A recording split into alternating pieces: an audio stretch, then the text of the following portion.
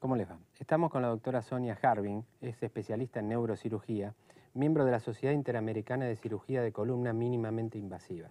La realidad es que la consulta por dolores de columna, por dolores de espalda, por lumbalgia, son tan frecuentes, a veces complicadas, a veces no tanto. A veces hay pacientes que tienen una sintomatología y pasa porque se resuelve, pero el proceso ya empezó. A lo mejor el disco intervertebral, que es como una catáfila de cebolla, ya sufrió algo, ya liberó algunas pequeñas láminas, ya empezó a estar deteriorado. Y el paciente sigue bien hasta que un día hace un esfuerzo y la esposa le dice, viste, hiciste el esfuerzo. En realidad es que es el proceso y un día aparece la sintomatología florida. Por eso vamos a hablar con la doctora Harbin sobre este tipo de patología, la patología de columna. Doctora, gracias por venir. Gracias por invitarme. Acá tenemos un modelo de columna que a mí me interesa mucho para que sea gráfico. Y como vamos a ir más, digamos, específicamente a tratamiento, me gustaría primero describir las partes óseas para que después el tratamiento, el televidente pueda entenderlo. ¿Cómo no? ¿Qué es esto? Bueno, la columna está formada por, lo que vemos acá es el sacro, que forma parte de la cadera, ¿sí? Tenemos un conjunto de vértebras, las vértebras son hueso, ¿sí? Y lo que se ve aquí son los discos, que son como amortiguadores. ¿Esto qué es? Estos son las apófisis, ¿sí? Y acá vemos las apófisis espinosas. Esto es lo que nos tocamos en la espalda. Exactamente. La que se llama la gotera vertebral. Claro. Todas las apófisis espinosas de cada una de las vértebras. Exactamente. Bien.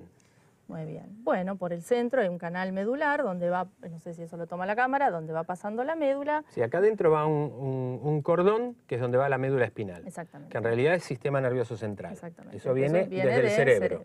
Exacto. Bien. Y eso lleva hasta más o menos anatómicamente lumbar 1, lumbar 2, a la altura de la vértebra lumbar 1, lumbar 2. ¿Llega hasta dónde? Hasta la vértebra lumbar 1, lumbar 2. Si contamos desde abajo, esta es la 5, 4, 3, 2. Llega hasta acá. Hasta aquí. Después bajan una serie de ramilletes nerviosos. O sea, los nervios que van saliendo siguen bajando. Y salen como cablecitos por acá. Exactamente. Bien. Exactamente. También salen cablecitos por acá. Por toda la zona de la espalda, digamos a nivel dorsal y cervical. Esos cables son los nervios que van al cuerpo. Exacto. Y a esa altura van a ir inervando las piernas. Los distintos grupos musculares de las piernas van a mandar la información para que uno pueda moverse. Y sentir. Y sentir. Van a saber si esto está frío, caliente, me pincho, me quemo. ¿Sí? Eso es lo que va a mandar, esa información la manda a través de los nervios al cerebro. Y ahí la procesamos. Bien. Si esto, recién dijo, y me parece que es interesante para la gente, viene un nervio desde la pierna, ingresa por acá. Sí. Ese nervio manda información motora para que, hagamos de cuenta que este es el pie, se mueva. Pero también manda información sensitiva para que ese pie sienta. Exacto. Si acá se produce una lesión, y me gustaría que me diga cuáles son las posibles lesiones, es cuando aparece ese dolor en el miembro inferior. Exacto. Acá es muy interesante esto que usted comenta porque, bueno, por ejemplo, cuando tenemos una hernia de disco, es decir, que está protruido el disco, y no siempre hablamos de hernia de disco, puede haber, diferentes, porque en la clasificación, a lo mejor una pequeña protrusión sin llegar a ser una hernia, son pequeños abultamientos de este disco que pierden su lugar, contactan de todas maneras o se produce lo que se llama el dolor discogénico. Que ya irrita, ya lastima. Ya irrita, sin llegar a tocar tanto la raíz ya irrita y eso produce lumbalgia. A lo mejor sin la típica ciatalgia, que es esto que decíamos recién, que si está tocando la raíz, por supuesto que produce ese dolor irradiado que va a recorrer el nervio que llega hasta acá. Claro. Y va en esa metámera. Es una cuestión de grado. Exacto. Si es poquito será una cosa, será un dolor discal, una lumbalgia localizada, me duele la columna.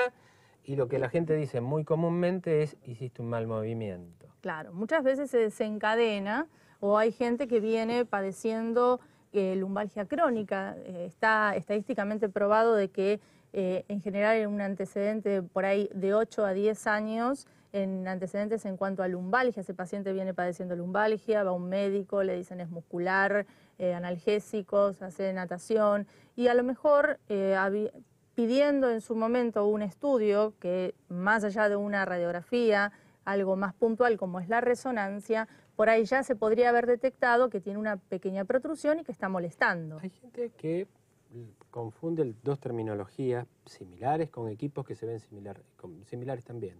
Tomografía computada y resonancia. ¿Cuál es la diferencia para el estudio de columna de un estudio y del otro? Bueno, me tienen que hacer una tomografía, me tienen que hacer una resonancia. Claro. No, en la columna, por excelencia para nosotros, la imagen que corrobora, digamos, la sospecha clínica, porque obviamente todo esto se sospecha por una clínica y haciéndole maniobras al paciente de semiología, ¿no? Pero la imagen ideal para poder ver las partes blandas, el disco es parte blanda, es la resonancia magnética nuclear. Sí. Partes blandas estamos diciendo que la resonancia se utiliza para columna porque a ustedes, los neurocirujanos, les interesa ver la parte blanda, que son los discos. Exactamente. El hueso, por ruptura o algo así, se ve mejor con una tomografía. Se ve mejor en una tomografía. En una tomografía. Exactamente. Pero cuando es una cuestión de columna es la resonancia lo que es la resonancia cuando uno pretende averiguar cuánto de compresión puede tener un disco, cómo están las facetas articulares, o sea, dentro de la articulación, esto que vemos aquí, que también es parte de la articulación, son facetas articulares. Muchas veces hay dolor facetario, ¿sí? Y esto, el engrosamiento de esto con un deterioro por artrosis y demás, termina comprimiendo siempre, reduciendo ese orificio por donde sale el nervio. Acá salen nervios, acá sale como si fuera esta lapicera, y van a la pierna. El disco empieza a herniarse, hace una protusión, y esa hernia es salir y tapar este agujero o foramen. Lastima el nervio y me da dolor. ¿Qué opciones terapéuticas tengo? Bueno, tenemos opciones dentro de lo que es la mínima invasión, que hoy hay tendencia ya mundial a... Antes de eso, sí. ¿hay analgésicos? Sí, por supuesto, siempre el tratamiento conservador y el tratamiento que a todos nos han enseñado en la facultad, los analgésicos, la faja, kinesiología. La faja es la inmovilización. La inmovilización de la articulación. Con realmente de inmovilización. Exacto. Hay quien dice que la faja es recomendable y hay quien dice que no. ¿Por qué sí? ¿Por qué no? Bueno, en realidad es un poco inmovilizar una articulación genera alivio en, digamos, el dolor. ¿Por qué? Inmediato. Casi inmediato. Como un yeso. Claro. ¿Por qué? Uno tiene Porque fractura de yeso. evitamos que trabaje tanto esa articulación, la fijamos. Por algo es más raro que a nivel dorsal, por tener las costillas, la caja torácica, se produzcan hernias de disco. ¿Por qué? Porque sostiene. Entonces, de alguna manera, si bien yo creo que es recomendable usarla cuando hay una hernia importante, hasta tanto se resuelva la patología, no vamos a resolverlo con la faja. Va a ayudar a aliviar el dolor. Simplemente Entonces, eso. el especialista puede recomendar inmovilización, exacto, puede recomendar analgésicos hasta que el cuadro vaya disminuyendo, pero supongamos que el paciente sigue a la peoría. Es decir, no mejora, sino que sigue con el dolor. ¿Cuáles son las posibilidades diagnósticas acá? ¿Qué puede estar sucediendo si el paciente sigue con dolor? Bueno, obviamente a veces solas las hernias pueden retraerse un poquito con estos tratamientos que hablábamos recién, cuando es pequeña, pero lo que sucede habitualmente es que al contrario de esto recidiva. El paciente, ¿qué pasa? Tomó analgésicos, hizo reposo, se puso la faja, dejó un tiempo de trabajar, volvió a su trabajo y a lo mejor con los movimientos, al haber estado en reposo, calmó y luego vuelve la molestia. Entonces hay que instaurar algo un poquito, digamos, entre comillas, más agresivo, si se quiere. Más enérgico. Hay que avanzar un paso terapéutico. Hay que avanzar un paso más. Entonces, en cuanto a las técnicas de mínima invasión, lo que se puede utilizar en esos casos son tratamientos ambulatorios. Tratamientos que... No hablamos de internación. No hablamos de internación.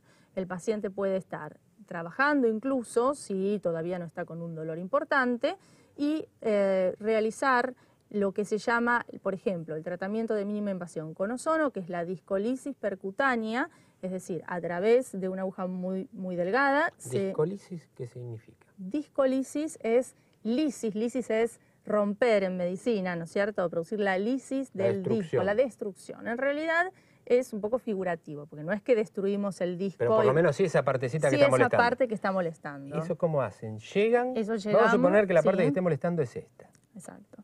Bueno, llegamos acá, ¿no es cierto?, con una aguja guiados en un monitor, en un intensificador por radioscopía. Eso se hace en quirófano. El mismo sistema que cuando se coloca un catéter cardíaco. Lo van viendo por un televisor como esto, van viendo dónde llega. Llega hasta ahí, ¿qué hace? Llegamos hasta ahí y se infiltra, o sea, se llega al centro del disco, o sea, por ahí ingresamos, pero el ozono, que es un gas...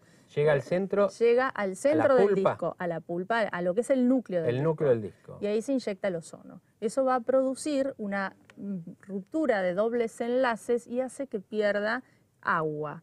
Porque Eso es lo que el ozono lo que produce. El ozono es oxígeno triatómico. Exacto. Lo que produce ahí es una modificación química en el núcleo del disco que hace que pierda agua. Exactamente. Entonces eso hace que reduzca, aunque sea milimétrico, o sea, no es que la va a volver a la normalidad. Si pierde agua es como cualquier cosa que se deshidrata y disminuye su volumen. Y se achica. Si disminuye el volumen, quizás el primero que disminuye es el que está haciendo la protusión. Exacto. Y deja de molestar al nervio que estaba molestando. Exacto. Eso se da en dosis, obviamente que son en microgramos por mililitro. Trabajamos con aparatología de última generación y lo que se logra, bueno, es esto de reducir y evitar el efecto mecánico de tocar esa raíz que es la que está siendo dañada. Esto se hace ambulatoriamente, es decir, el paciente va al centro donde se realiza, lo hacen por radioscopía. ¿Qué tiempo lleva este procedimiento? 40 minutos. Es un procedimiento que dura 40 minutos. ¿Con qué Esto se hace con una sedación. O sea, el paciente no recibe anestesia general, se hace... Una anestesia local. Anestesia local y además una sedación sistémica. Está despierto. Pero está despierto, no siente dolor. Lo que permite que se incorpore a las 3-4 horas está otra vez en su casa. Esto no lo hacemos en estafa espinal, sino lo hacemos en las clínicas, en una clínica donde nosotros operamos.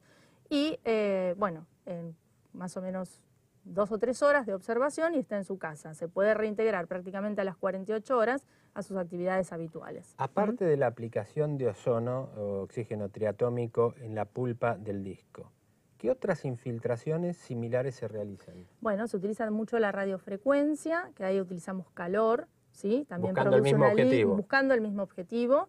Se utiliza, todo esto es a través de una punción sin incisión, ¿sí? Con lo cual siempre hay una recuperación interesante porque lo devuelve a sus actividades en 48 horas. La infiltración como se hace a los deportistas cuando en una articulación hace una infiltración. Algo así. Básicamente. Es sencillo, claro. Básicamente es eso.